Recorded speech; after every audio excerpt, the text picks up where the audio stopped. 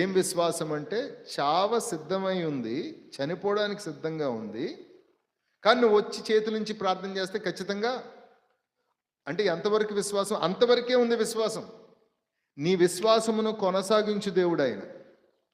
నీ నీ విశ్వాసము నుంచి అధిక విశ్వాసంలోనికి నిన్ను తీసుకొని వెళ్ళే దేవుడాయన. అప్పుడు దాకా అంత విశ్వాసమే ఉంది. అయితే వెనక్కి తిరిగి పంపిద్దామా అని చెప్పి అనుకుంటున్నప్పుడు యేసుక్రీస్తు ప్రభువారితోనే నడుస్తున్నారు కాబట్టి యేసయ్య అన్నారు, వాళ్ళు చెప్పిన మాట నువ్వు లక్ష్య పెట్టద్దు, భయపడద్దు, నువ్వు కేవలం నమ్మిక మాత్రమే ఉంచు అని చెప్పి యేసయ్య చెప్పారు.